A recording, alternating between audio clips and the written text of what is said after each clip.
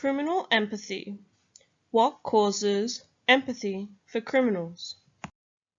Currently, empathy is described as the ability to understand another person's experience from their frame of reference rather than one's own. This is thought to be through three key facets, being affective sharing, empathic concern, and perspective taking.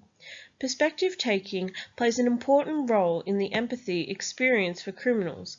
It also has been cited that a person's group membership can be influential on someone's ability to take perspective of another person.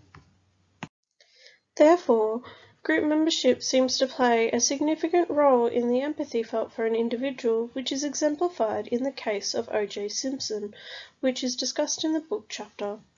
Tajfel's social identity theory places a central hypothesis in which the negative ideals will be placed on the outgroup from the in-group.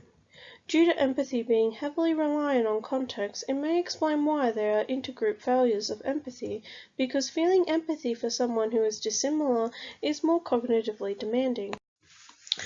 However, studies have also shown that forgiveness and remorseful apologies play in the level of empathy one feels for a transgressor. This is thought to be due to apologies acting as a social contract to not do the act again.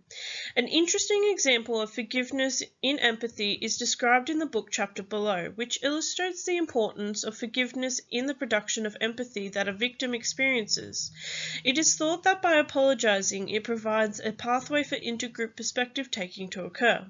This may also influence intergroup context because when the outgroup perpetrator had apologized, the in-group victims were more inclined to feel that the outgroup was remorseful of their actions.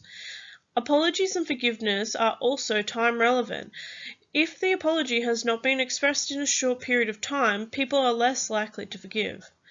One's memory also impacts whether an individual will accept an apology and forgive. This leads into the potential of restorative justice. It provides a platform between victim and perpetrator to reach a level of harmony and potentially experience empathy.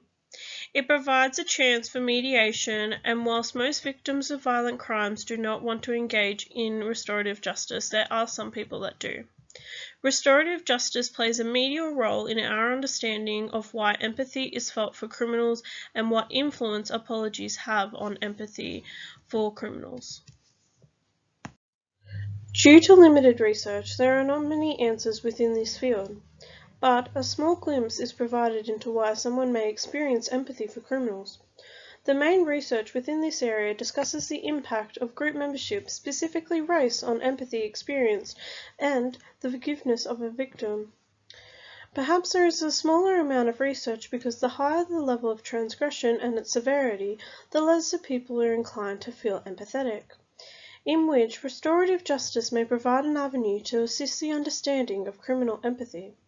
Please read the linked chapter for more in-depth information on what causes criminal empathy.